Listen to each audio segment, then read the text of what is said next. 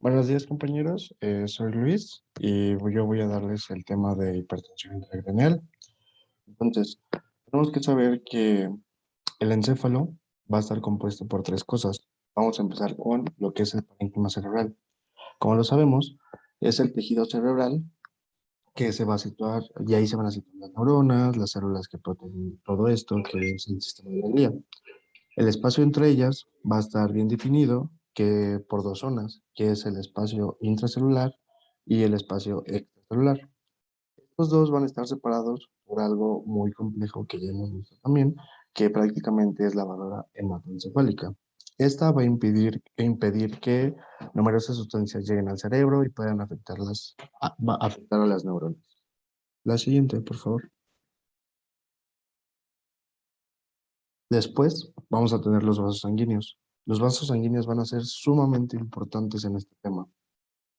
Estos van a ser los encargados de llevar la glucosa y el oxígeno. Vamos a tener es una red arterial y recoger los dendritos del metabolismo celular, que es la red venosa. Vamos a tener características muy importantes de estos. Como ya lo sabemos, se van a encargar de la perfusión y la llegada de oxígeno y glucosa a las neuronas, que es la principal. De manera que los vasos, sobre todo las arterias, pueden disminuir su calibre, pues, o sea que pueden hacer una vasoconstricción o aumentarlo haciendo una vasodilatación, dependiendo los requerimientos neuronales o de este cerebro. Cuando el espacio vascular se dilata, el volumen de la sangre circulante dentro del cráneo aumenta. Lo contrario ocurre cuando se produce una vasoconstricción. Entonces, esas son características muy importantes que tenemos que tener en cuenta, sobre todo de los vasos sanguíneos en este tema en específico. ¿Me voy a dar la siguiente, por favor? El líquido cefalorraquídeo es prácticamente el último componente del encéfalo que tenemos que ver antes de dar inicio al tema como tal. Es un componente específico que va a estar dentro del sistema nervioso central y prácticamente es agua sí, con unos pocos componentes iónicos y otras células orgánicas. Es absolutamente transparente y su misión van a ser tres. Una es mecánica, que es prácticamente la protección del cerebro. Como sabemos, el cerebro está flotando dentro de la cavidad craneal. Lo que va a evitar el líquido cefalorraquídeo es que se lesione ante los movimientos de la cabeza. También va a hacer que se homogeneicen diferentes presiones. Con respecto a su función metabólica, va a colaborar en el proceso metabólico celular y va a ayudar también a lo que es la limpieza de dendritos metabólicos y va a tener una función también endocrina, que es ayudar o darles un transporte a los diferentes neurotransmisores que están sobre él, de forma que en diferentes áreas cerebrales se conectan y se envían órdenes entre sí gracias al líquido cefalorraquídeo. La siguiente, por favor.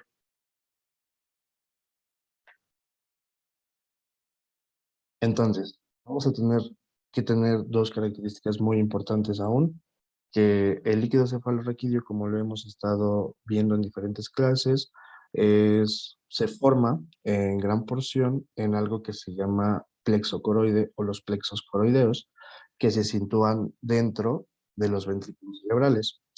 Este líquido cefalorraquídeo va a tener eh, un trayecto que es muy importante saberlo, porque nos va a dar una idea de si este paciente tiene un bloqueo o tiene alguna enfermedad que tenga que ver con el líquido cefalorraquídeo.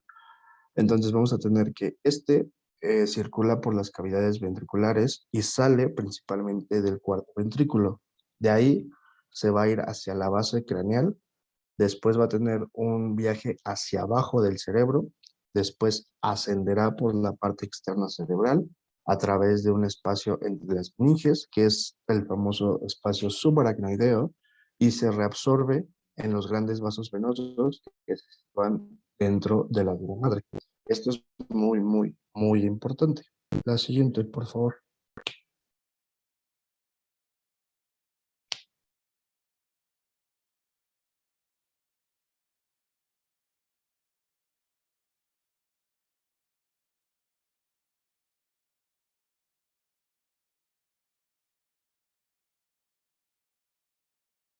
Ok, entonces vamos a dar una pequeña introducción que la PIC, vamos a estar hablando mucho de lo que es la PIC.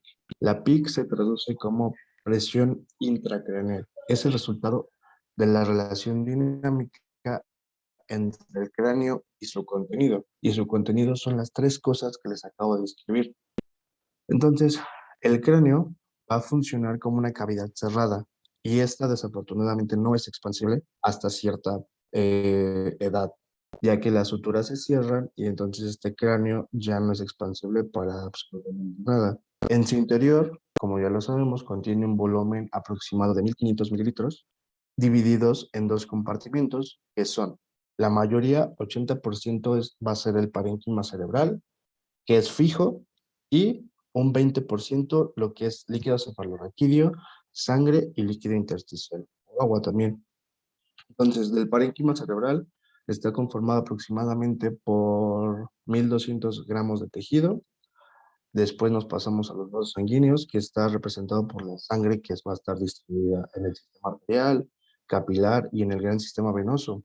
El volumen aproximado es de 150 mililitros, pero varía ampliamente la persona, la edad y por último el líquido cefalorraquídeo. Es el más variable de todos ellos, con un volumen aproximado de igual de 150 mililitros.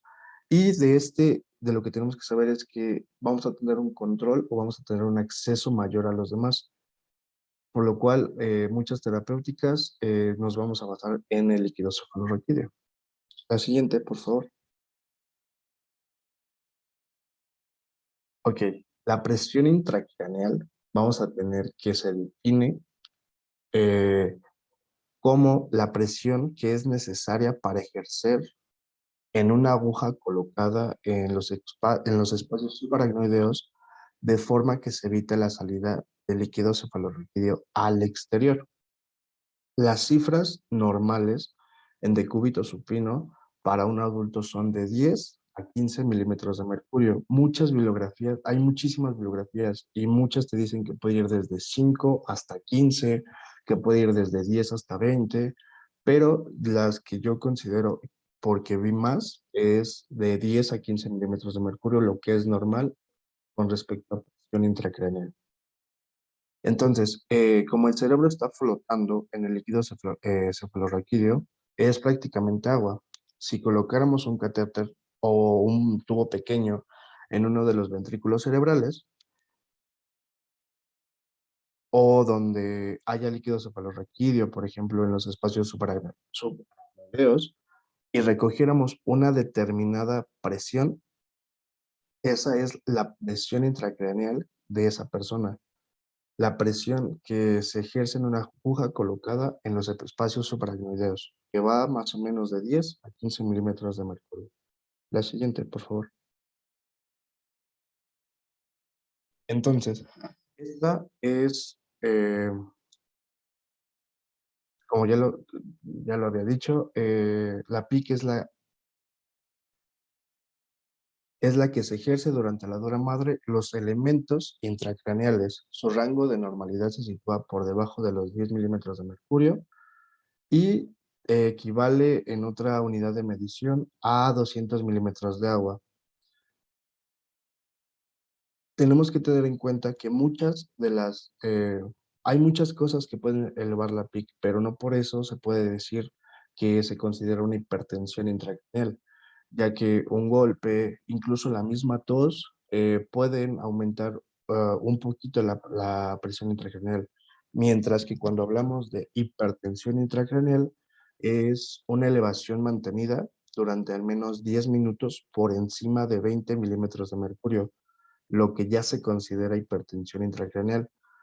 Y dependiendo qué tanta PIC tenga, es qué tanto daño o qué tanto malestar le va a causar a este paciente. Para eso lo dividimos en grados. Vamos a tener 3 grados. Lo que es leve, que va a ir de 20 a 30 milímetros de mercurio de PIC. Lo que es moderado, de 30 a 40 milímetros de PIC. Y lo que es ya severo, con una PIC mayor de 40 milímetros de mercurio. La siguiente, por favor. Con respecto a la presión intracraneal, tenemos que el cráneo es inexpansible y a eso le aunamos, sí, le aumentamos líquido cefalorraquídeo, que es un fluido. Eso nos va a dar algo que es un sistema hidrostático cerrado. Y afortunadamente para nosotros, este va a tener una presión atmosférica positiva, ya que si fuera negativa, pues nuestro cerebro totalmente explotaría. Entonces es una presión atmosférica positiva la que tenemos dentro de nuestro cráneo, lo cual nos va a llevar al aumento de volumen o aumento de la presión intracraneal. Recordando nuestras clases de física, tenemos una fórmula que nos dice que la presión es igual a la fuerza sobre el área. La presión es igual a fuerza sobre el área, lo que se traduce en que si el área es constante y empieza a crecer una masa o esa área empieza a crecer un volumen que no debería de estar, esta masa ejerce una fuerza, lo que se traduce como un aumento de la presión craneal, lo cual es muy sencillo ahorita que veamos las imágenes. ¿Me das la siguiente, por favor? Con respecto a la hipertensión intracraniana, la definición que nos dan es que se define como una elevación sostenida de la PIC por encima de sus valores normales, de 5 a 15, de 10 a 15, más o menos, secundaria a la pérdida de los mecanismos compensatorios, que ahorita vamos a ver, o la ruptura del equilibrio existente entre el cráneo y su contenido. ¿Por qué? Porque la hipertensión intracraniana no se va a presentar hasta después de que los mecanismos compensatorios se vean rebasados. La siguiente, por favor.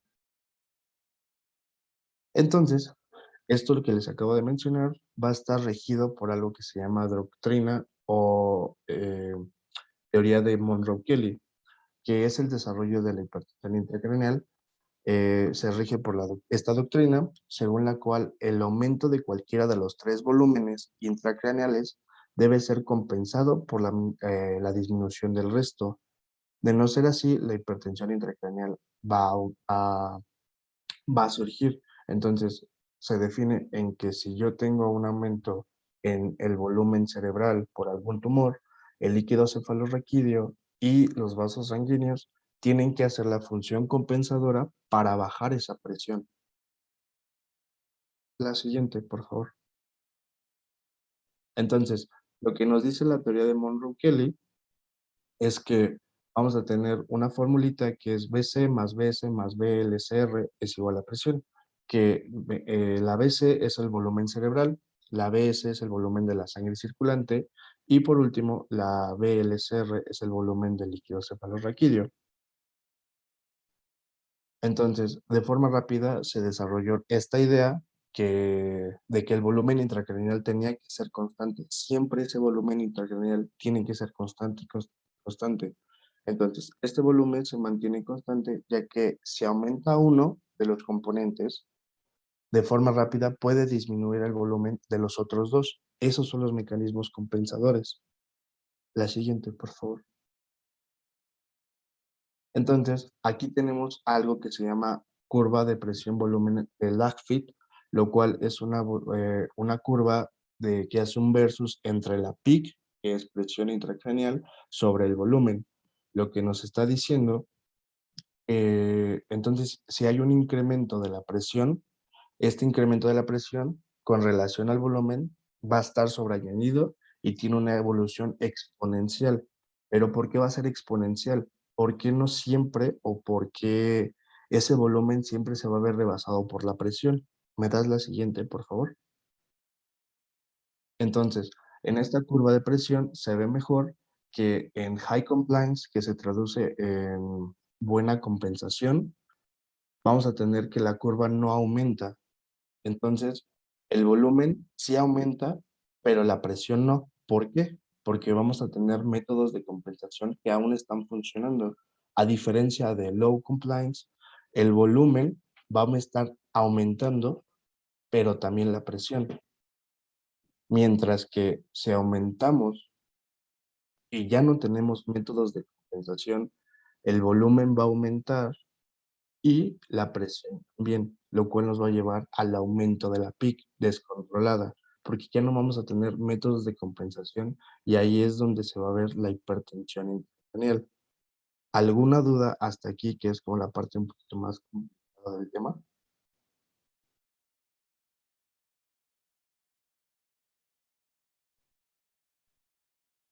No, compañero, gracias. Ok, ¿me das la siguiente, por favor?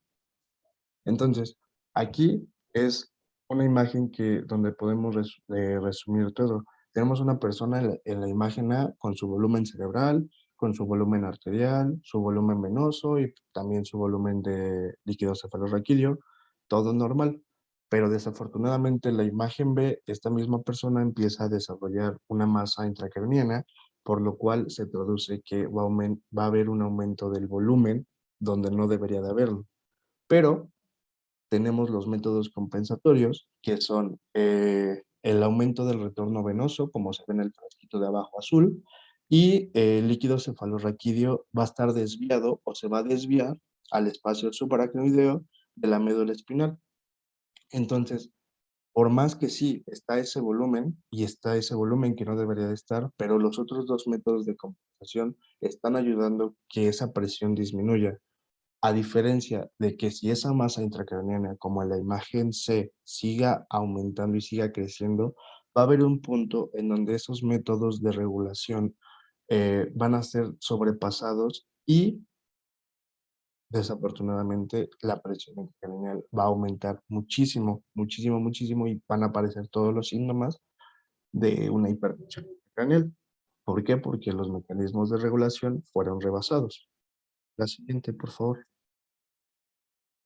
Esta es una fórmula que es un poco complicada, que es para sacar el flujo sanguíneo cerebral. Prácticamente nos dice que el flujo sanguíneo cerebral va a ser igual a la presión arterial menos la presión intracraneal sobre la resistencia de los vasos cerebrales.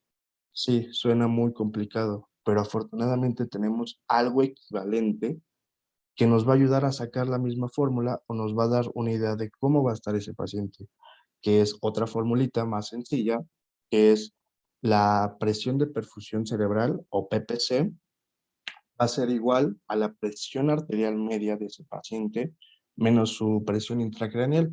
Y está más fácil. Imaginemos que tenemos un paciente que tiene una presión arterial media de 95 y una PIC de 35. Hacemos la resta y nos da una presión de perfusión cerebral de 60. Lo que nos dicen las bibliografías es que Primero, a ver, ahí primero háblanos de la normalidad, porque todavía no podemos poner ese tipo de ejemplos matemáticos sin antes hablar de las condiciones normales. ¿Cuál es sí, el valor normal de la presión de perfusión cerebral para todos? va de 70 a 100. No, es el valor normal estricto de la presión de perfusión cerebral son 55 milímetros de mercurio. Vamos a tener un intervalo importante en acerca de los mecanismos de compensación. Vamos a recapitular un poco porque se metieron conceptos medio extraños al inicio de la plática. Lo primero que necesitamos determinar es que el cráneo, como acaban de mencionar, es un elemento inextensible. El elemento inextensible, entonces, al tener contenido, este contenido genera presión. Según la doctrina de Monroe Kelly, que es lo más importante, vamos a tener tres compartimentos importantes. El primero de ellos es el que ocupa el mayor volumen o espacio dentro de este compartimento inextensible, que es el parénquima cerebral. El parénquima cerebral vamos a tener un volumen aproximado, este es del 80%, ¿sí? Del contenido, por supuesto. El 10% se relaciona con el aspecto vascular. El aspecto vascular vamos a tener dos elementos importantes. Uno del compartimiento venoso, que es un compartimento de baja presión, por supuesto, y el compartimento arterial, que es el de presión un poco más elevada. Todos estos en conjunto, entonces, es el 10% del restante contenido. Y el otro restante son 10% de este volumen, que es el líquido cefalorraquídeo. El líquido cefalorraquídeo, entonces, es el elemento más importante que se va a mantener dentro de los elementos para generar presión. Alguien que nos recuerde de la clase, por favor, características físicas de los líquidos. No son expandibles. Ajá, ¿qué más? Viscosidad. Todos tienen un grado de viscosidad, muy bien, ¿qué más? Fluidez. Más que fluidez, ¿qué se le llama a eso? Flujo. Densidad. No. Todos tienen un grado de densidad, sí. ¿Qué más? Osmolaridad. No necesariamente, ¿qué más? Tienen tensión superficial. Más que eso, ¿qué nos interesa? Si tú pones un líquido en un recipiente, ¿qué va a tener? Ejerce una presión. Genera una presión. Genera una presión, ¿sí? Adopta la forma del recipiente que lo contiene, por supuesto, y esto genera una presión. ¿Por qué? Porque entonces el líquido va a tender a salir, ¿no? De este compartimento. ¿Cómo se llama esa presión? Recuérdenme. Hidrostática. Esa es la presión hidrostática. Entonces, fíjense bien, lo que realmente genera los elementos para la presión intracraneal es el líquido cefalorraquídeo, por la característica importante. Recuerden ustedes que el líquido cefalorraquídeo en este caso, al igual que todos los líquidos, es incompresible, pero a su vez genera presión. O sea, no podemos comprimir los líquidos, por supuesto. Por eso es el elemento más importante dentro de la generación de esta presión intracraneal. Entonces, estos elementos, ¿por qué son importantes? Porque están determinados, ¿sí?, por la presión de perfusión cerebral. Recuerden que el objetivo de todo esto es mantener las condiciones metabólicas, por supuesto, adecuadas para el encéfalo. Las condiciones metabólicas adecuadas están determinadas por una parte importante del metabolismo cerebral, que tiene un índice de extracción muy importante de glucosa. Recuerden que una de las medidas importantes para el adecuado funcionamiento, obviamente, es la percepción adecuada de glucosa. Por lo tanto, tiene un índice de extracción, perdón, importante, casi del 60% de extracción de glucosa. Por lo tanto, con un índice de extracción de oxígeno del 60 al 80%. Por lo tanto, es un órgano totalmente demandante y se requiere que tenga las condiciones adecuadas de perfusión.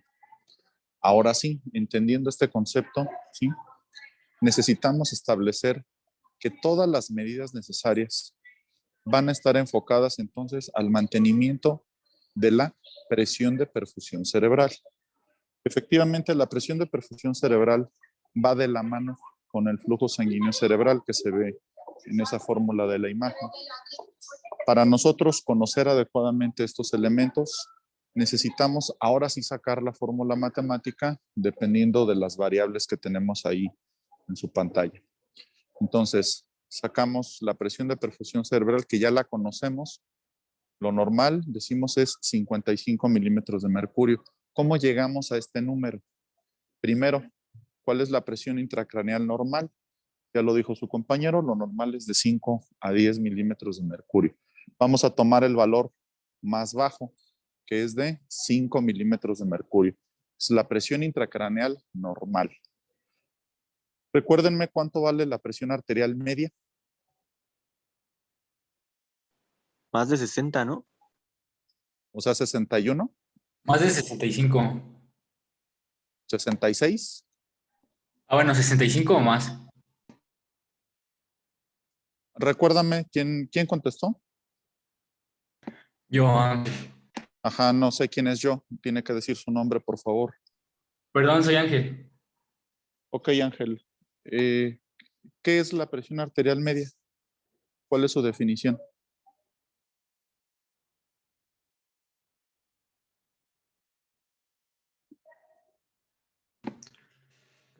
No me acuerdo bien, pero me parece que es como la diferencia entre la presión arterial sistólica y la presión arterial diastólica.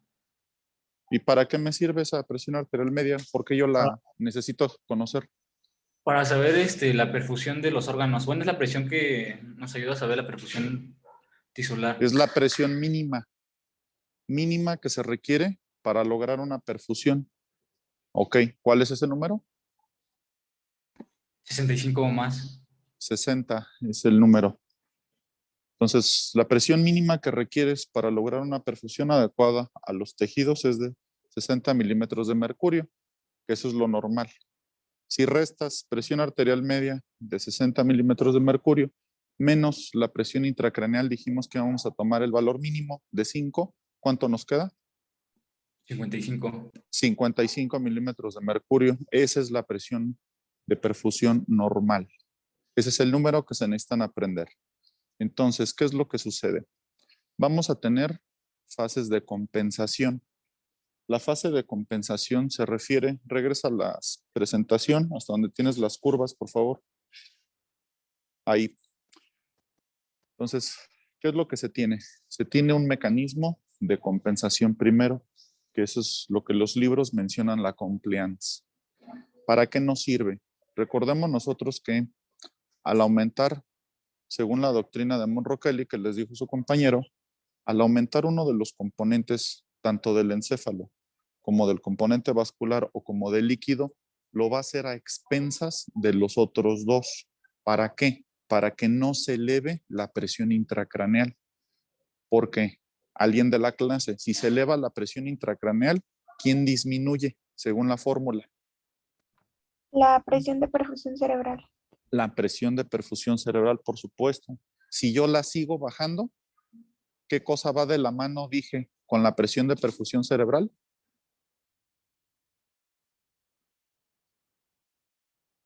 La PAM. Hay que tener una... ¿Quién contestó? Yo, Fernando Sánchez. Fernando, hay que tener una consideración. Esto es para el resto de ustedes, o sea, el resto de la clase. Cuando estén en una conversación o estén dando una presentación, hay que evitar el uso de las abreviaturas, por favor. Sé que el lenguaje cuesta un poco, pero hay que tratar de establecerlo. ¿Por qué? En primera, vamos a vernos en ocasiones sobre la penosa necesidad de que no se sepan las abreviaturas y eso no puede suceder. Entonces, hay que tratar de evitar esto en la medida de lo posible, por favor. Otra vez, si disminuyo la presión de perfusión cerebral, ¿qué es lo que estoy disminuyendo que va de la mano? Presión arterial media. No. ¿Qué otra cosa que dije que no va dentro de esa fórmula? ¿Alguien más de la clase que nos ayude, por favor? El flujo Oxígeno. sanguíneo cerebral. Exactamente, el flujo sanguíneo cerebral. Entonces, ¿qué estoy haciendo? Estoy bajando las condiciones para que mi cerebro funcione adecuadamente.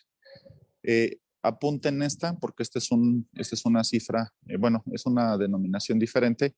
El flujo sanguíneo cerebral también vamos a considerarlo igual que la presión de perfusión cerebral para que no se les olvide.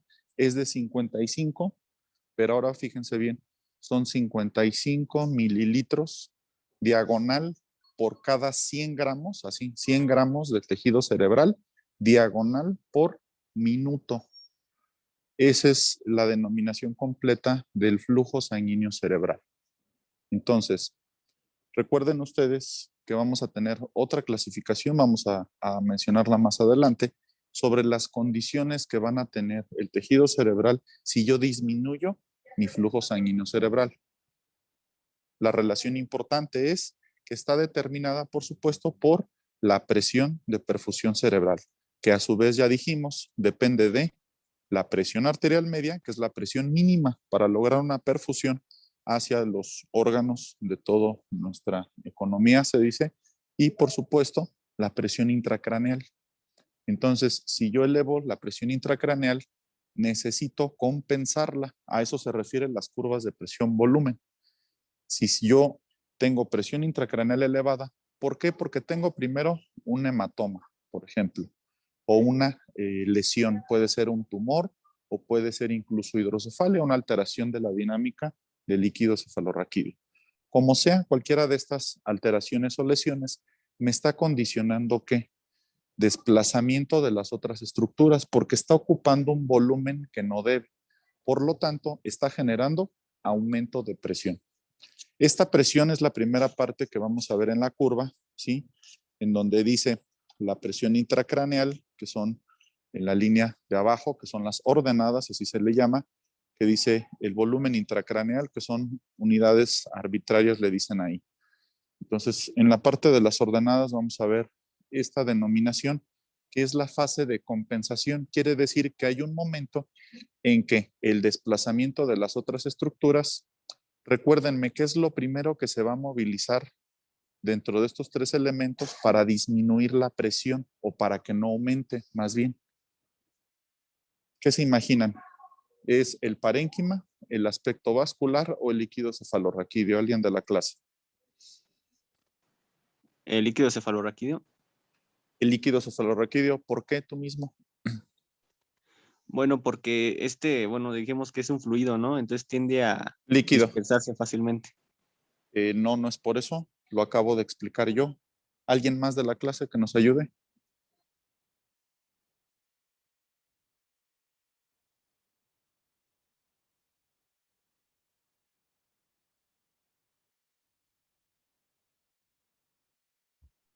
Porque el líquido cefalorraquídeo se puede reabsorber y el componente vascular, ¿no? No, ahorita olvídense del aspecto de la... Ahorita nada más lo vamos a considerar como el aspecto de la doctrina de Monroe Kelly. O sea, no se metan al aspecto todavía de su fisiología. ¿Por qué el líquido? O sea, si estamos correctos, el líquido es el primero que se desplaza, pero ¿por qué? Y lo acabamos de decir. O sea, hay que encontrarle nada más un sentido a esto. ¿Alguien más de la clase que nos ayude, por favor? ¿Tiene que ver con las presiones? A ver, explica un poquito más. ¿Está cerca de la respuesta? Cuando aumenta la presión intracraneal, va a aumentar pues también la presión endostática que se ejerce hacia el líquido cefalorraquídeo y por eso también No, puede... a ver, no, espera. Entonces, eso ya está. Está aumentándose la presión intracraneal. ¿Por qué se desplaza el líquido cefalorraquídeo? O sea, ¿qué tiene de característica el líquido cefalorraquídeo? Lo mencionamos hace unos momentos, nada más recuerden. Porque se dijo puede que era- adaptar a la forma de su... No. ¿Otra cosa? ¿Otra cosa? Porque dijo que era el más importante en la regulación de la presión. ¿Por qué el qué? ¿El líquido qué genera? Es el más importante en la generación de Genera la presión presión. intracraneal. Él genera presión, por supuesto. No es, acuérdense que acabo de mencionar que no es compresible. El líquido no lo puedo comprimir. A su vez, el líquido genera presión. Por eso es el primero que se desplaza. Recuerden que el compartimento vascular se va a adaptar un poco, principalmente el aspecto de la generación de baja presión del sistema venoso. ¿Por qué? Porque si yo sigo aumentando la presión intracraneal, ¿cuál es la respuesta normal del organismo? Si yo elevo la presión intracraneal, ¿qué necesito elevar para no comprometer ahora sí mi presión de perfusión cerebral? ¿El flujo sanguíneo cerebral? No, ese acuérdate que va de la mano con la presión de perfusión cerebral. Esos dos van juntos. No, según la fórmula, si yo elevo la presión intracraneal, ¿qué necesito elevar también para que no se comprometa o no se afecte mi presión de perfusión cerebral? Ahora sí, la presión arterial ¿La media. presión arterial media? La presión arterial media, por supuesto. Entonces, yo la puedo elevar, ¿sí? Ahora sí empieza el volumen, ¿sí? A modificarse. ¿Por qué? Porque yo necesito entonces mantener las condiciones para que no se me afecte quién. El parénquima. El flujo sanguíneo cerebral. Más que el flujo sanguíneo cerebral, dijimos que es el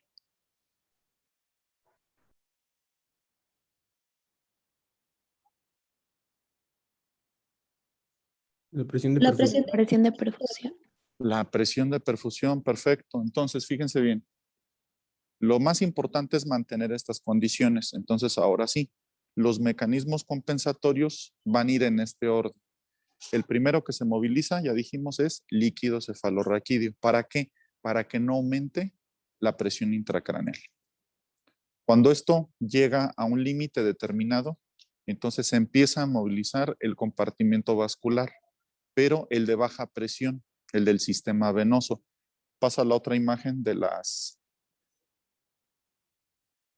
S. Por eso tenemos entonces, ahora sí, ante una lesión, lo primero ahí que se ve en la parte de la imagen B, entonces es la primera parte del líquido cefalorraquídeo y por supuesto el compartimento de baja presión, que es el compartimento vascular pero venoso.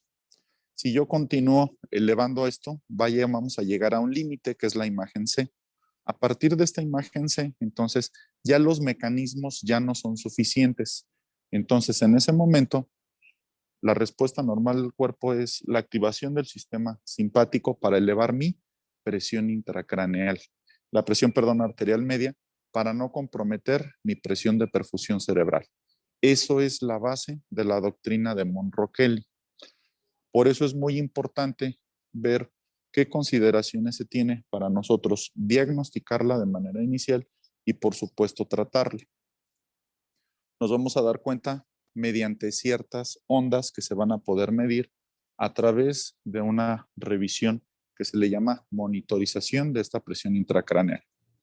Como mencionó su compañero hace unos momentos, la presión intracraneal no es un aspecto lineal, va a tener modificaciones normales porque está relacionada de manera importante ahora con otro tipo de mecanismos que, por ejemplo, si yo aumento la presión intratorácica o la presión intraabdominal, ¿sí?, voy a tener consecuencia con la circulación de líquido cefalorraquídeo y con el drenaje venoso, que eso es muy importante.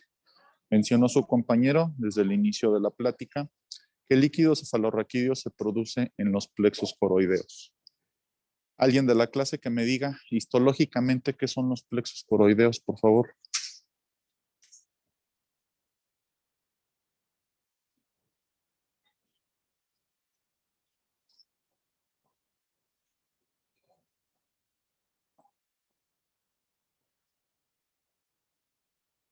Bueno, ¿me escuchan? Es tejido conectivo vascular. Es un penacho, ¿sí? Son capilares y provienen, por supuesto, de la arteria coroidea. O sea, es un glomérulo, fíjense bien, es como si fuera un glomérulo, casi igualito al que tenemos en el riñón. Por lo tanto, la producción de líquido cefalorraquídeo es un ultrafiltrado del plasma, así como la orina, nada más de que la orina tenemos aspectos importantes dentro de los túbulos contorneados y el túbulo colector para la adición, por supuesto, de solutos. Pero es el mismo proceso, ¿sí? El líquido cefalorraquídeo es un ultrafiltrado del plasma. ¿Por qué es importante saber esto? Porque entonces se produce de los plexos coroideos, que es arteria, ¿sí? Circula a través del sistema ventricular, ventrículos laterales, tercer ventrículo, acueducto de Silvio, cuarto ventrículo, y de ahí pasa al espacio subaracnoideo. Efectivamente, se va a reabsorber, ¿sí?, a través de los senos venosos durales.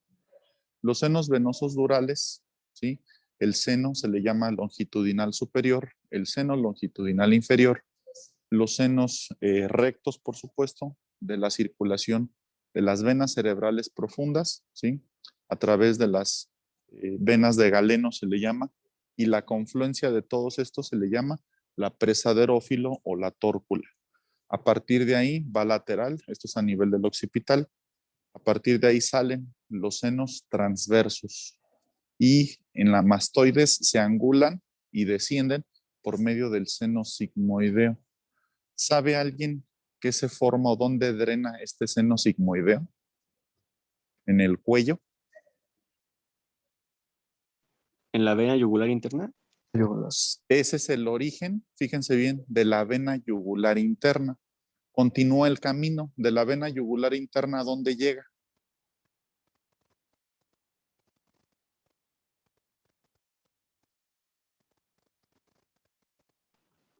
¿A la aurícula derecha?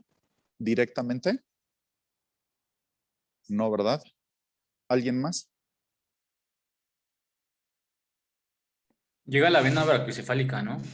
Se va a unir a la subclavia y ya de ahí forman la brachiocefálica. El tronco venoso se le llama brachiocefálico primero y a partir de ahí desemboca ¿en dónde? ¿La vena cava superior? En la vena cava superior y esta sí desemboca Atrio derecho. en el aurícula derecha. Por lo tanto, fíjense bien, si yo tengo problema de compresión yugular, ¿sí? O tengo alguna situación que impida el drenaje venoso, ¿qué va a pasar con la presión intracraneal? ¿Va a aumentar? Va a aumentar, por supuesto, porque estoy alterando directamente la reabsorción y circulación del líquido cefalorraquídeo. Por eso, dentro de las medidas de tratamiento que vamos a ver adelante, está de manera muy importante lograr una posición óptima para este drenaje venoso. Si yo aumento la presión intratorácica o intraabdominal, que me comprima, por supuesto, la vena cava inferior, esta presión se va a transmitir hacia la parte superior, o por lo menos voy a tener fenómenos de resistencia. ¿Y qué le va a pasar a la presión intracraneal? ¿Va a incrementar? Se le va a elevar también. Entonces, por eso es muy importante saber que existen condiciones fisiológicas dentro de las cuales la presión intracraneal va a tener elevaciones normales. Las elevaciones normales son principalmente los fenómenos de Valsalva. Las maniobras de Valsalva van a tener esta elevación de la presión intracraneal sin llegar a niveles patológicos, por supuesto, porque hasta dónde se van a poder elevar.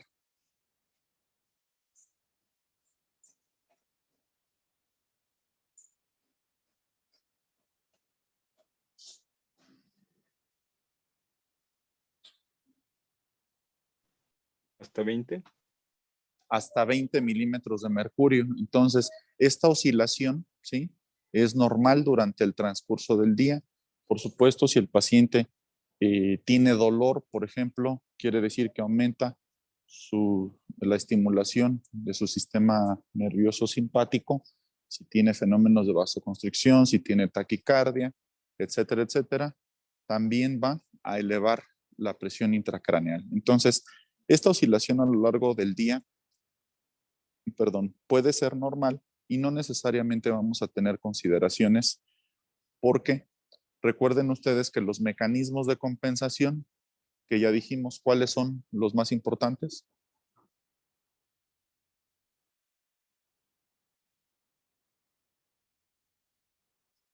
El líquido cefalorraquídeo. La movilización primero, del líquido cefalorraquídeo y ¿qué más? El compartimiento vascular venoso. Y la movilización también del drenaje o del retorno venoso, esa facilitación. Esos son los dos mecanismos más importantes entonces para que no se aumente mi presión intracraneal y no me comprometa mi presión de perfusión cerebral. Así, a grandes rasgos, es la dinámica que debemos de entender dentro de la doctrina de Monro Kelly para entender cómo funcionan estos mecanismos y, por supuesto, identificarlos. Ahora sí, continúa con la clase, por favor. Sí, doctor, gracias. Entonces, bueno, ya sabiendo lo que nos dijo el doctor, tenemos que la presión de perfusión cerebral va a estar directamente relacionada a la presión arterial media menos la presión intracraneal. Entonces, el cuadrito rosa es muy importante, ya que según aumenta los volúmenes intracraneales, que mayormente van a ser patológicos, va a disminuir la capacidad para mantener la PIC dentro de los límites normales, lo que va a llevar a una Ahí, disminución de la... por favor, lo acabo de mencionar, traten de evitar hablar con las abreviaturas, por favor. Ok, presión por favor. Sí, de la presión intracraneal dentro de los límites normales, lo que esto nos va a llevar a una disminución de la presión de perfusión cerebral. Cualquier cambio de la presión intracraneal ocasiona un cambio de la presión de perfusión cerebral, que es lo que nos está platicando, y consecuentemente a esto, después el que se va a ver afectado es el flujo sanguíneo cerebral, lo cual nos va a llevar a una disminución del metabolismo cerebral y en la viabilidad del cerebro. ¿Me das la siguiente, por favor? La siguiente. La presión de perfusión es la diferencia entre la presión de entrada al sistema, o sea, la presión arterial, y la presión de salida, la presión venosa. La siguiente, por favor. Lo cual, la presión venosa en los senos durales es prácticamente igual que la presión intracraneal, por lo que quedaría la fórmula complicada de flujo sanguíneo cerebral es igual a presión arterial menos presión intracraneal sobre la resistencia de los vasos cerebrales. Por eso es que esa fórmula se hace tan complicada y esa es la explicación básicamente de por qué la presión de perfusión cerebral va sumamente de la mano con el flujo sanguíneo cerebral. La siguiente, por favor. Entonces, algo que tenemos que tener bien en cuenta es el esquema de Dobson. El esquema de Dobson lo que nos hace imaginar es que el cráneo, o tenemos que imaginar que el cráneo es una esfera rígida y que esta esfera rígida va a estar llena de líquido y a través de esta esfera van a pasar dos tubos, el cual uno va a representar la circulación arterial y el otro va a representar la circulación venosa. La pregunta que nos hace es que si los dos tubos fueran inextensibles, que no es el caso, la presión dentro de los tubos no se transmitiría al líquido que está dentro del recipiente, que es lo que nos estaba comentando el doctor. Entonces, si los tubos, como es en realidad, tuvieran paredes elásticas, como lo es, la expansión de la pared arterial se transmitiría al líquido intracraneal, aumentando así la presión de este cada vez que llegara una embolada arterial o cada vez que llega la sangre o cada vez que se va la sangre, que expande o distiende la pared. Eso es prácticamente lo que hacen el sistema vascular. Se expanden, se abren o se cierran para regular esas presiones. ¿Por qué? Porque tenemos la fortuna de que nuestros vasos sanguíneos son extensibles y esa extensibilidad hace que la presión la pasen al diferente líquido que está dentro del cráneo. La siguiente, por favor.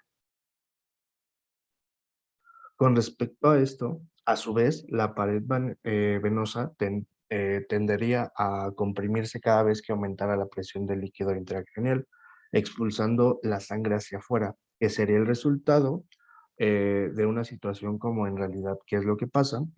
Que es una presión basal media constante. Siempre tiene que haber una presión basal media constante. En este caso, esta presión intracraneal fluctúa con los latidos arteriales, lo cual se traduce que el cerebro está latiendo, siempre va a estar latiendo.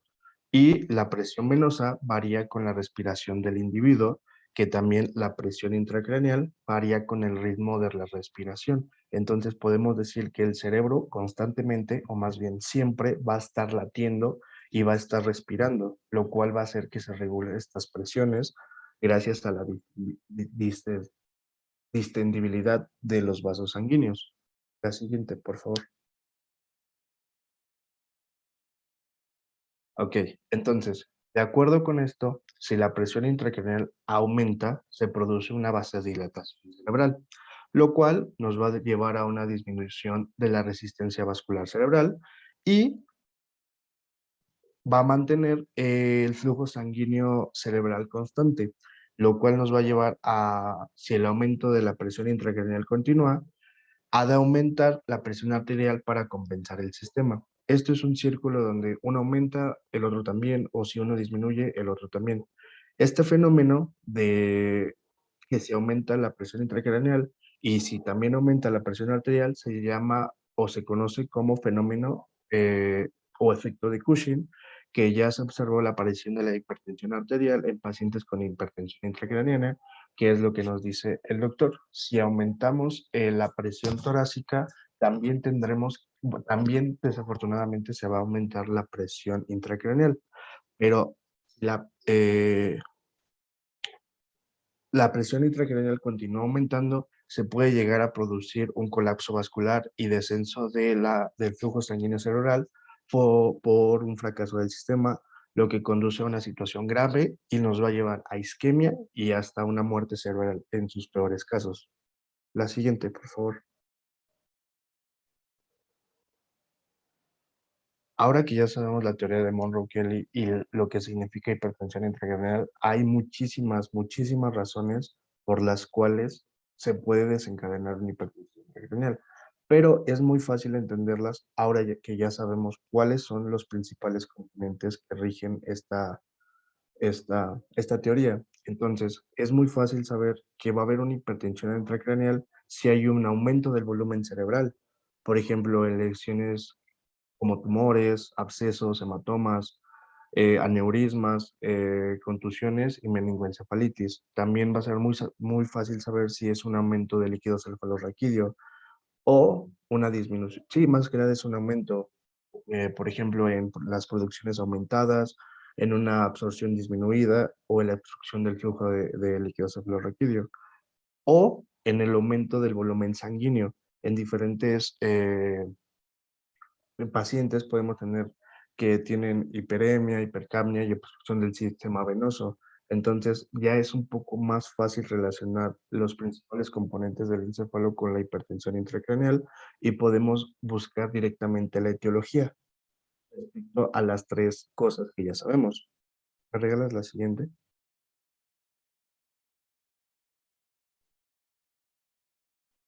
Desafortunadamente también hay algunas etiologías que son de mecanismos mixtos, de tal modo que producen hipertensión intracraneal por un aumento de más de uno de los volúmenes.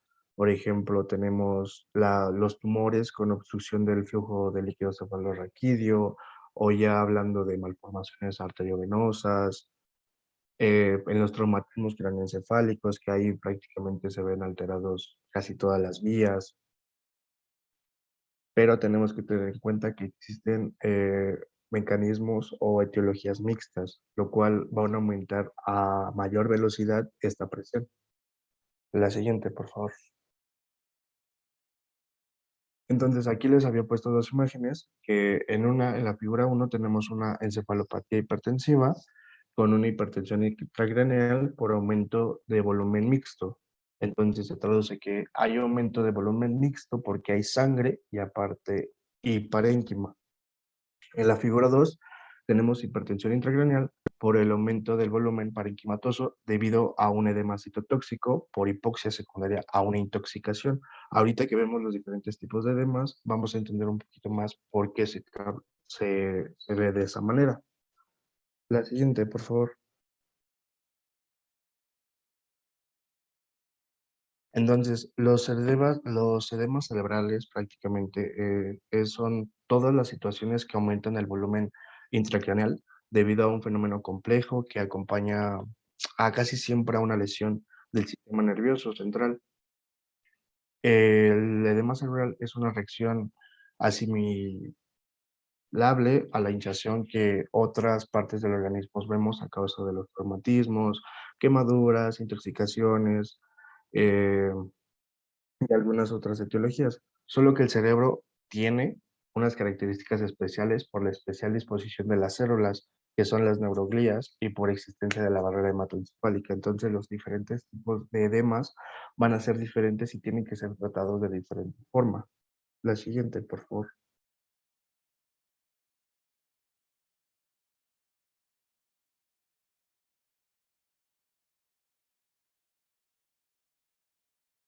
¿Me escuchan? Perdón, se me fue el audio. Todo edema cerebral produce hipertensión intracraneal. Y al contrario, la mayoría de las situaciones de hipertensión intracraneal tiene algún componente de edema cerebral. Por estas razones, el tratamiento médico, sobre todo del edema, reduce la hipertensión intracraneal entre las medidas. Y entre los edemas destacan unos que son diferentes. Por ejemplo, ¿me das la siguiente? Que son el citotóxico, que este está causado por un fallo prácticamente de las bombas de energía y es de carácter intracelular. Lo vemos, por ejemplo, en las intoxicaciones. También tenemos el edema vasogénico, que este es prácticamente por la exudación del líquido desde la sangre hasta el resto del encéfalo, o sea, es prácticamente está alterando todo el cráneo debido a las alteraciones de la vasculatura cerebral. Este va a predominar en la sustancia blanca y puede asociarse a un daño en la barrera hematoencefálica. Esto va a producir un aumento de la permeabilidad capilar y se va a observar en tumores o incluso hasta infecciones en la encefalopatía hipertensiva. La siguiente, por favor. Tenemos también otros dos que son el intersticial y el hidrostático. El intersticial es más que nada se va a generar por una dificultad para la circulación y la reabsorción del líquido cefalorraquídeo y se asocia a la hidrocefalia. Desde el punto de vista fisiopatológico se asemeja al linfedema.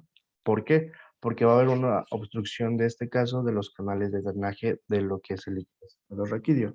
Entonces después pasamos al hidroestático, que se va a producir como consecuencia de la presencia de la sangre de sustancias osmóticamente activas como la glucosa, el sodio o los productos de diálisis. La siguiente, por favor.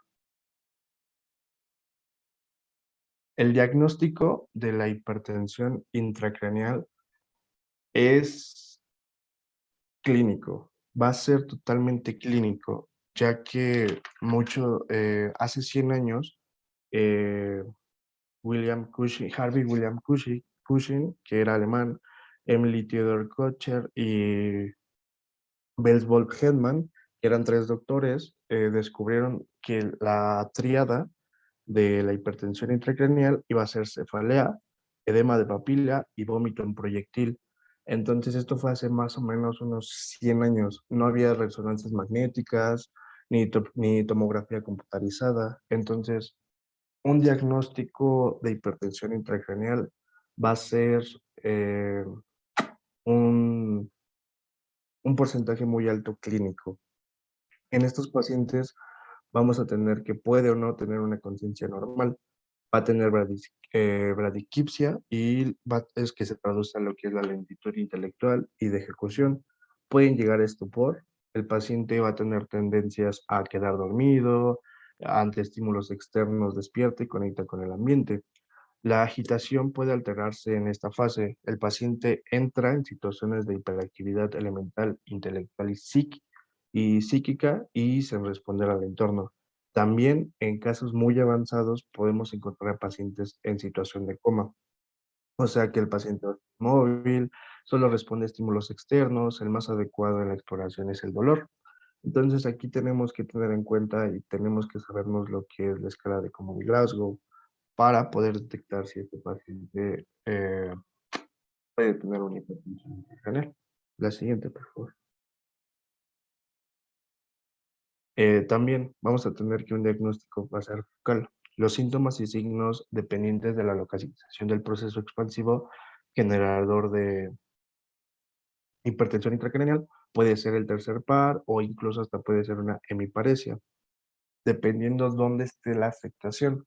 El diagnóstico radiológico también se puede llevar a cabo por una radiografía de cráneo, que en situaciones de hipertensión intracraneal crónica se pueden ver las impresiones digitiformes de las circunvoluciones cerebrales, mientras que en la tomografía computarizada y resonancia magnética vamos a visualizar los procesos ocasionantes de de la hipertensión intracraneal, así como la existencia de desviaciones de la línea media, los fenómenos de enclavamiento del parénquima cerebral a nivel del agujero. Estos se consideran tomarlos o evaluarlos cuando existen complicaciones. Cuando hay este tema que es hipertensión intracraneal, vamos a tener que una de las principales complicaciones va a haber una herniación cerebral. Las herniaciones cerebrales más comunes es las centrales o transtentoria y la uncal, que son las hernias más comunes con respecto a hipertensión intracraneal. La siguiente, por favor. En estas En estas imágenes les presento tres imágenes, que la primera es una resonancia magnética craneal donde se observa la lesión tumoral que produce un desplazamiento de la línea media.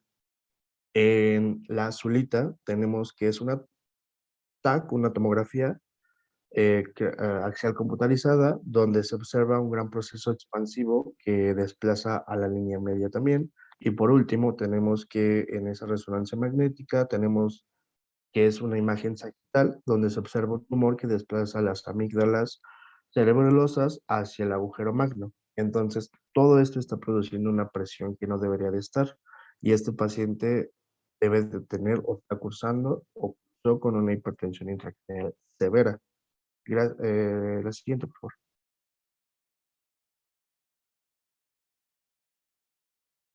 La siguiente.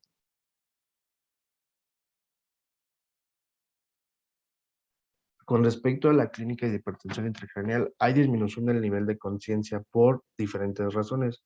La disminución de la presión de perfusión cerebral y disminución del flujo sanguíneo cerebral. Esa es la principal razón por la cual el nivel de conciencia de las personas va a disminuir, pero también va a tener afectaciones en el tronco cerebral. Esto nos va a llevar a lesiones de la sustancia reticular. ¿Me das la siguiente, por favor? Entonces vamos a tener 4 afectaciones del tronco o de tronco, que va a ser en enclavamiento del mesencéfalo en el agujero del tentorio o del bulbo raquídeo en el agujero magno. También el par craneal que se va a ver muy afectado va a ser el tercero. Vamos a tener la dilatación de la pupila y una hemiparesia por lo general contralateral del lado de la afectación del tercer par. Las alteraciones respiratorias con frecuencias irregulares y pausas de apnea. Vamos a tener algo muy importante que son las alteraciones hemodinámicas que se pueden producir en llamado efecto Cushing y que consiste en tres cosas, que es bradicardia en dos cosas, que es bradicardia e hipertensión arterial. Ese es un reflejo que pretende que el corazón bombee más sangre al cerebro, lo cual no siempre está bien, a menos que es lo que queramos. La siguiente, por favor.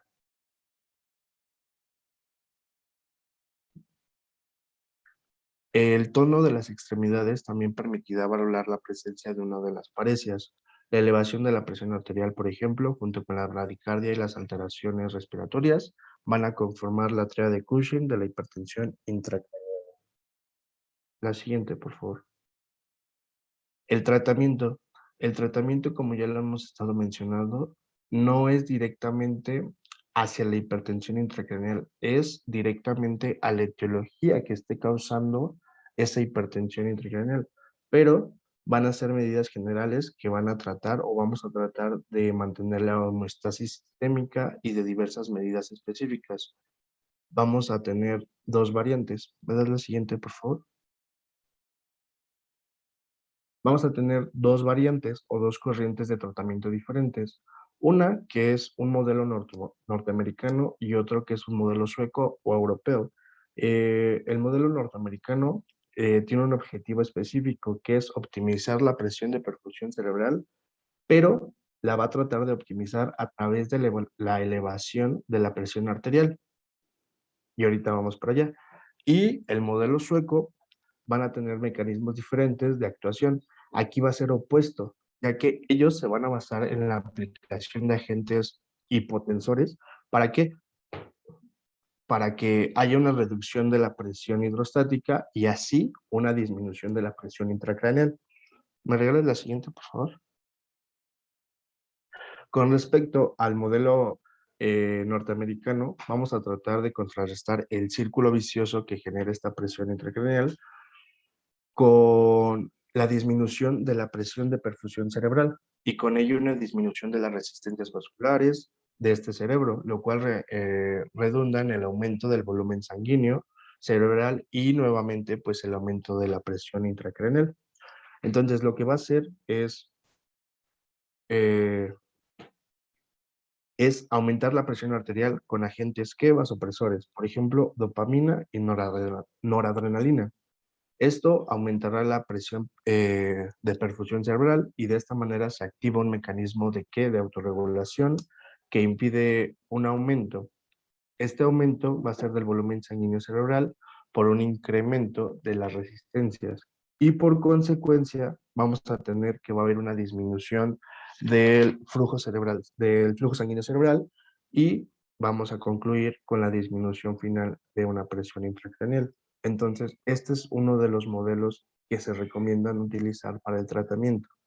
El aumento de la presión arterial para poder bajar la hipertensión intracraneal. La siguiente, por favor. Mientras que el modelo europeo, este se va a basar prácticamente en restaurar la fisiología normal del cerebro. En vez de manipularlo en exceso, como lo hacen en el modelo norteamericano, vamos a preservar las fuerzas oncóticas sistémicas y vamos a emplear agentes aquí, va a ser hipotensores, como los betabloqueantes y los alfa-2 agonistas. Esto nos va a provocar una reducción de la presión hidrostática de las arterias cerebrales y con ello la presión arterial y el gasto cardíaco. Van a disminuir el volumen vascular cerebral y la presión transmural disminuye la presión intracraneal. Lo que vamos a utilizar aquí, o los que utilizan ellos, es un medicamento que se llama dihidroergotamina para reducir la vasoconstricción arteriolar precapilar y venosa que impide el almacenamiento de sangre. Esto, hasta en un 60% de la sangre cerebral está en las venas. Entonces, con este agente, a veces se consigue descensos marcados de la presión intracraneal que no se consiguen con otras terapias, como por ejemplo el manitol. Listo.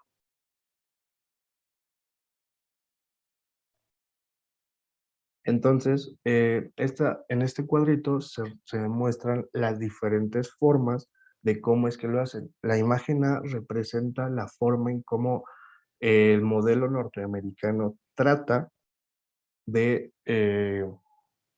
nivelar la presión arterial, mientras que el modelo B explica cómo trata de hacerlo el modelo sueco. Tenemos que si hay un aumento de la presión intracraneal, vamos a tener un descenso de la presión de perfusión cerebral. Esto nos va a llevar a un descenso también de la resistencia de los vasos cerebrales, pero a su vez esto nos va a llevar a un aumento del flujo sanguíneo cerebral. Entonces es un círculo total, mientras que del otro lado vamos a tener una PIC baja, pero también vamos a tener una presión de perfusión cerebral elevada, lo cual nos va a llevar a una menor resistencia de los vasos cerebrales y eso nos va a llevar a un flujo sanguíneo cerebral. Y eso sería todo.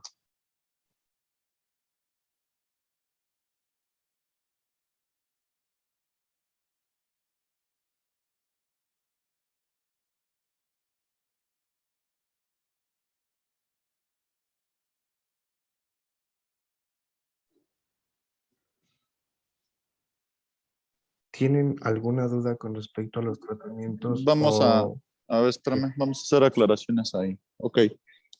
Entonces, lo primero es que todos los mecanismos, fíjense bien, de lesión del sistema nervioso central, incluidos, por supuesto, la médula espinal, no solamente el encéfalo, tienen solamente un mecanismo de respuesta a la agresión.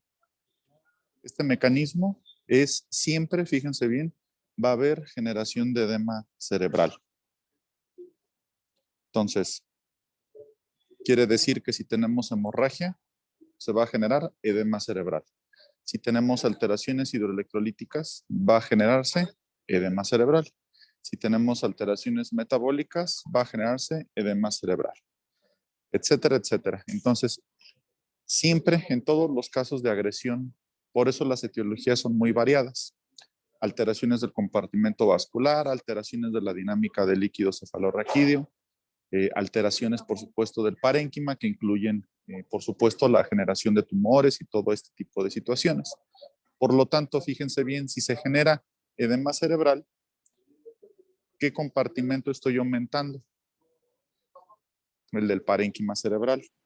Si aumento el parénquima cerebral, ¿qué le pasa a la presión intracraneal? Aumenta. Aumenta, siempre va a aumentar en todos los casos. Por lo tanto, toda la agresión que va a representar hacia el paciente siempre me va a generar elevación de la presión intracraneal.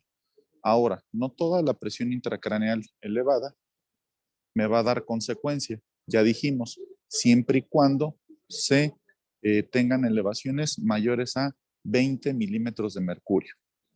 Existe una forma de medirlo, por supuesto. Antes tenemos el aspecto clínico, pero este es muy inespecífico. No nos ayuda en ocasiones a tomar decisiones importantes y por supuesto estamos hablando, como dijo su compañero, de hace muchísimos años. Actualmente tenemos una forma objetiva de generar y de medir, por supuesto, esta presión intracraneal. El asunto es la colocación de un catéter, así se le llama, para la medición de esta presión intracraneal. ¿Por qué nos sirve esto? Porque nosotros necesitamos responder de manera adecuada a dos por lo menos de las tres variables que tenemos. Las variables son la presión de perfusión cerebral, por supuesto, que yo debo de tener, dijimos, en mínimo 55 milímetros de mercurio. Necesito tener mi presión arterial media, que esa siempre la conozco. Esa es una medición objetiva, por supuesto. Y la otra es la medición de la presión intracraneal. Mediante la colocación de estos dispositivos, todas mis medidas de tratamiento, ¿sí?, cualquiera que éstas sean, van a ir encaminadas a ¿qué? Por supuesto, a siempre mantener por lo menos mi presión de perfusión cerebral, dijimos, en 55 milímetros de mercurio. Ahora, no hay una receta, ¿no?, por así mencionarlo. Lo que nos puso su compañero solo son algunas sugerencias sobre algunos modelos que se pueden implementar para poder dar un tratamiento adecuado a estos pacientes. Siempre recordemos entonces que vamos a tener un proceso dinámico. Quiere decir, yo no necesito esperarme, por supuesto, a que las condiciones empiecen a cambiar. Me refiero a, si el paciente, mi primera medida siempre debe de ser que yo conozco mi presión arterial media, es la primera que yo puedo modificar, porque yo no sé hasta cuánto tengo mis mecanismos compensadores para la movilización del líquido cefalorraquídeo y la movilización de este espacio vascular venoso, ¿no?, que dijimos que era de baja presión. Como yo no sé, no tengo una medida objetiva antes de la colocación del catéter, no tengo cómo medirlo, primero voy a modificar mi presión arterial media. Tengo un riesgo importante. Yo no puedo seguir elevando la presión arterial sistólica, ¿sí?, por siempre. ¿Alguien de la clase sabe por qué no? ¿Por qué no puedo yo seguir elevándola? ¿Por qué va a aumentar el gasto cardíaco? No. ¿Qué consecuencia voy a tener si yo sigo elevando mi presión arterial sistólica? ¿Pueden dañarse las arterias cerebrales? Más que dañar, ¿qué voy a ocasionar? ¿Isquemia? No. ¿Qué más? ¿Otro? ¿Alguien más de la clase, por favor?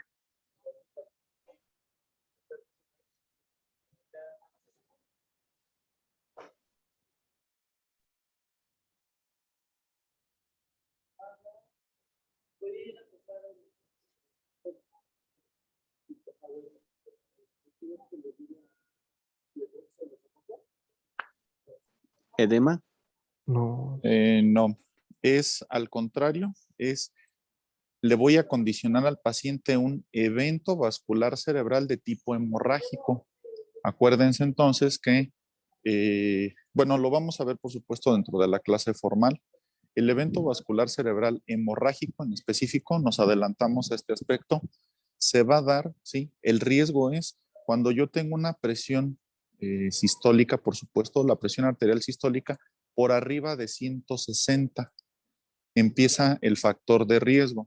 A partir de 180 milímetros de mercurio, ¿sí?, ya es un riesgo inminente y por supuesto con elevaciones arriba de 180 milímetros de mercurio y por encima de 200 voy a tener ya la presencia de evento vascular cerebral de tipo hemorrágico, ¿sí? Entonces, yo no puedo, este es el otro aspecto que no habíamos contemplado dentro de esa variante. Si se fijan, su compañero nos dijo al principio que la presión de perfusión cerebral puede ir de 70 hasta 110. Esta es la variación, ¿sí?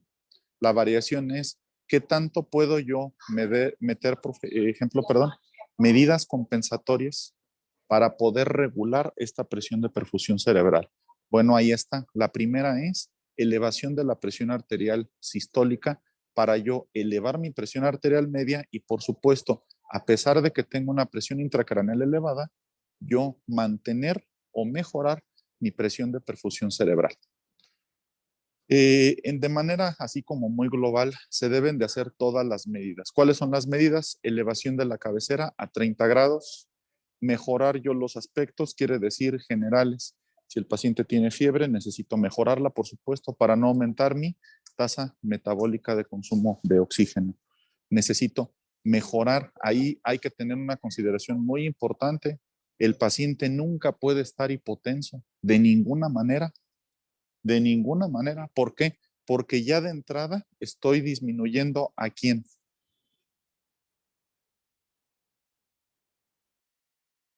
¿La presión arterial media? No, la presión de perfusión cerebral, sí. Si yo modifico, o sea, mi presión arterial media no puede estar en menos de 60 milímetros de mercurio. Por eso lo primero que yo hago al checar a un paciente en urgencias es primero revisar que esté despierto, lo dijimos en la clase de propedéutica, y por supuesto tomarle los signos vitales.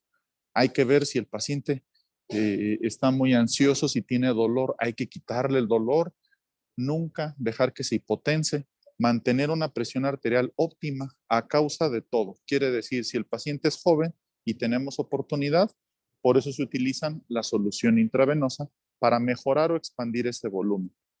En caso de que no se pueda por alguna circunstancia, algún problema de insuficiencia cardíaca o de falla de bomba, entonces yo puedo meter el vasopresor, ahora sí. Siempre todas estas medidas, repito, asegurando mi presión arterial media, teniendo muchísimo cuidado, repito, de no elevarla por encima de 160 milímetros de mercurio, la presión arterial sistólica, para no condicionarle al paciente riesgo de presentar un evento vascular cerebral de tipo hemorrágico ahora. Necesito entonces conservar todas las medidas necesarias.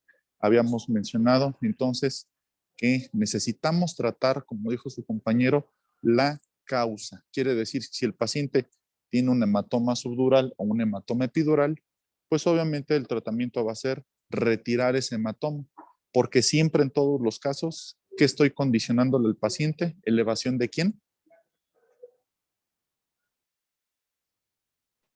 La presión intracraneal. Ajá, ¿por qué mecanismo?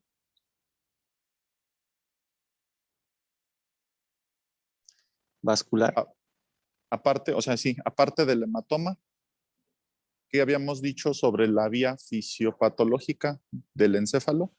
El encéfalo siempre, así es, siempre en todos los casos, aparte de la alteración que es el hematoma subdural o epidural, aparte siempre, recuerden ustedes que por agresión o la fase de compresión o todos los mecanismos que van o que se conllevan en base al hematoma, también voy a tener edema cerebral. Entonces siempre voy a tener una presión intracraneal elevada y necesito tomar todas las medidas necesarias para disminuirlo. Por eso los tratamientos son totalmente dinámicos en este aspecto. Ahora, ¿qué hago? Yo le voy a colocar un catéter de monitorización de presión intracraneal al paciente, primero el que tengo yo, lo más adecuado para tratarlo, que es una unidad de cuidados intensivos.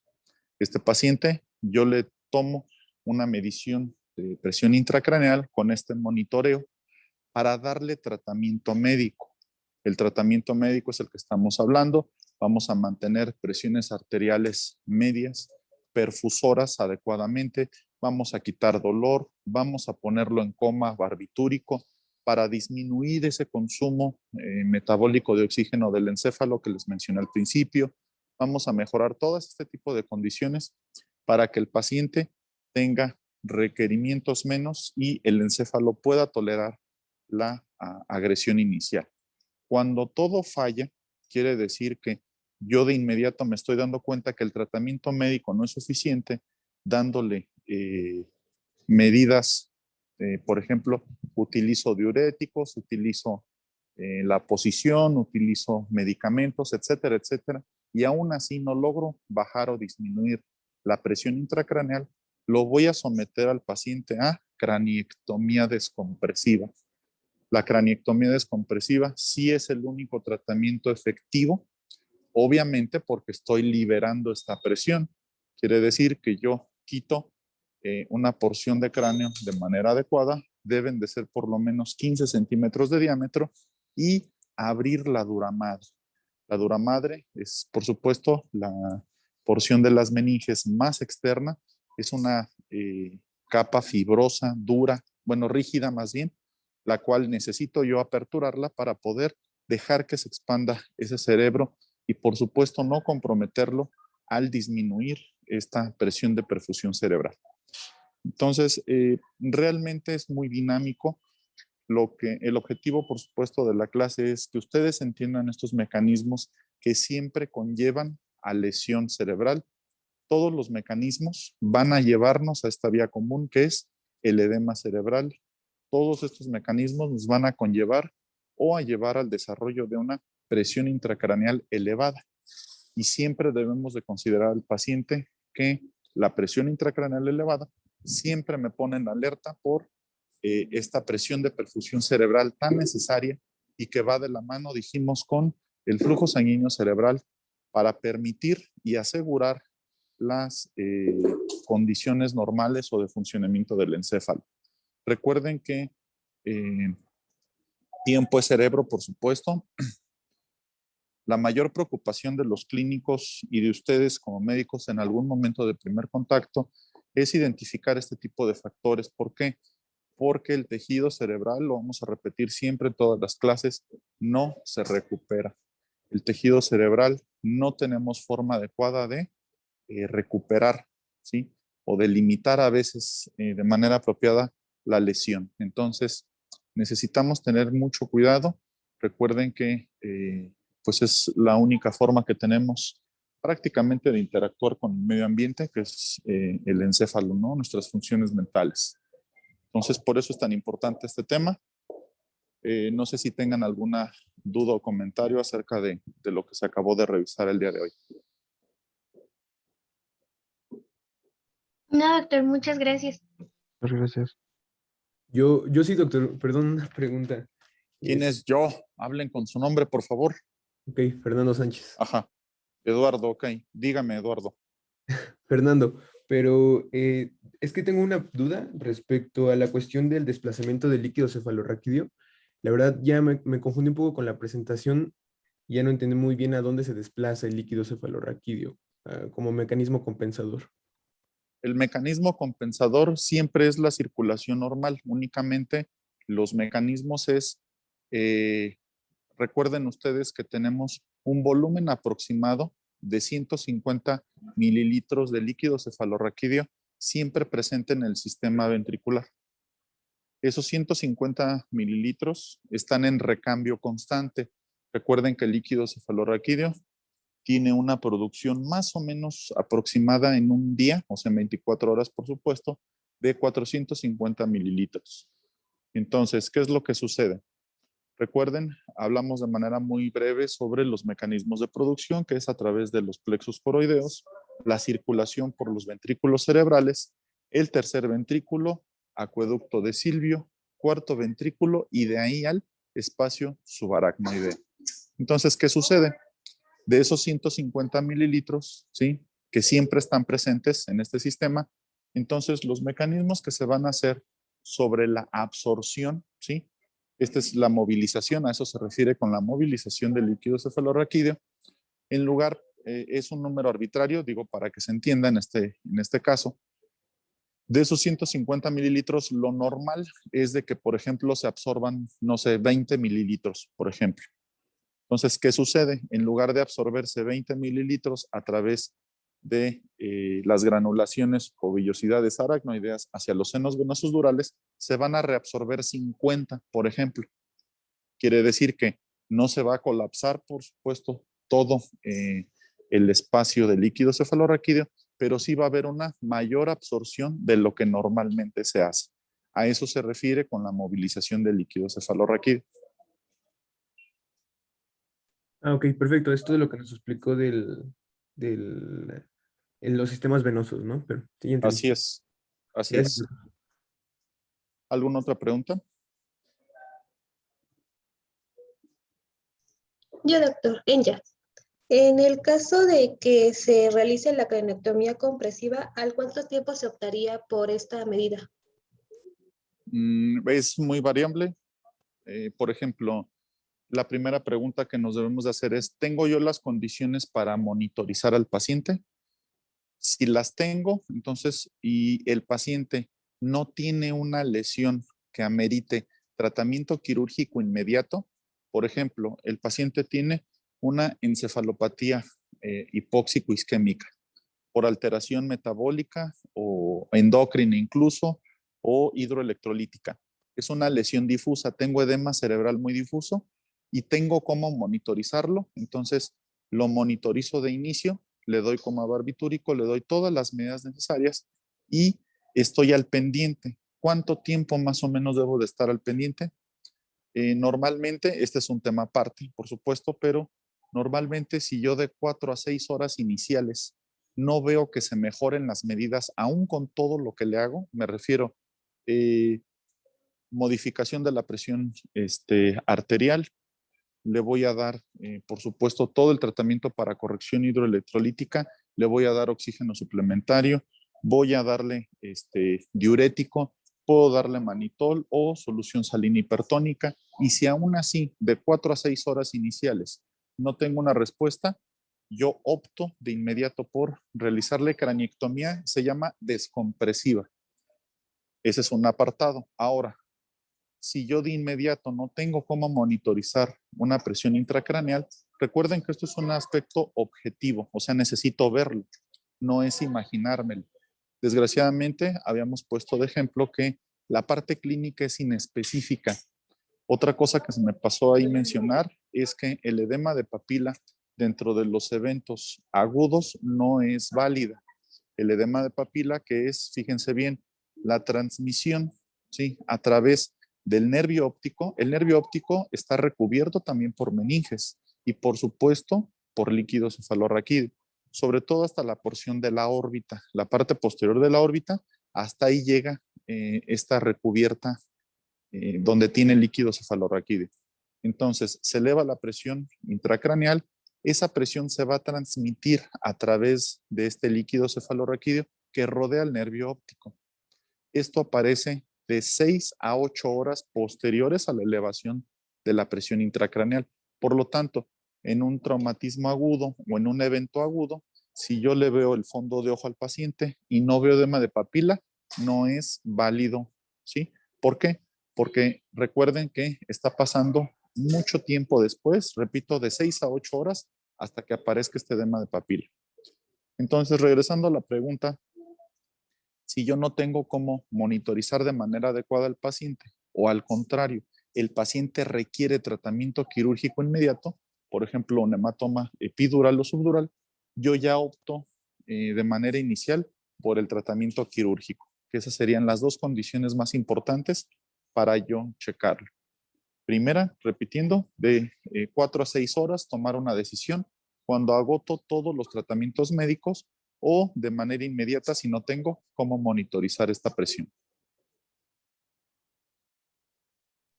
Gracias, doctor. Perfecto, ¿alguna otra pregunta?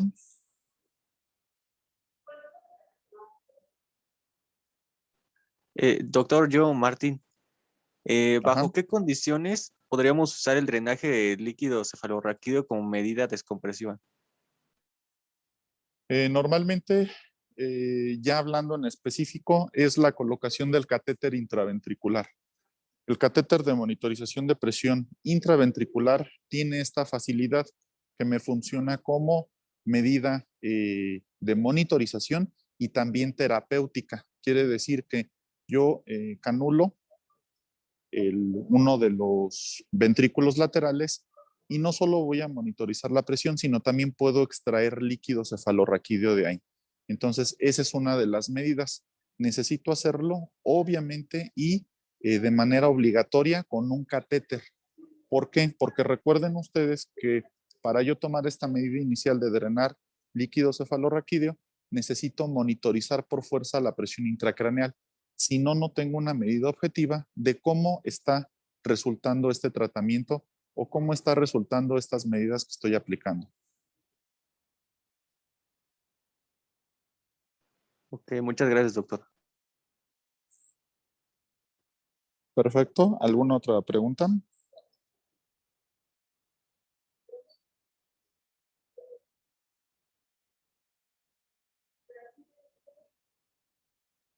No, doctor. No, doctor. No, doctor.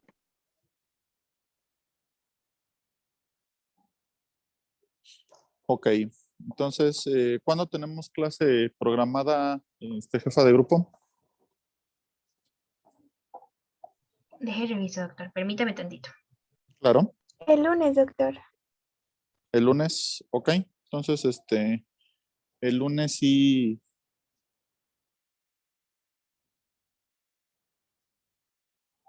El lunes no tenemos nada programado, entonces a las 8 de la mañana también, por favor, nos conectamos para ver con oportunidad el tema.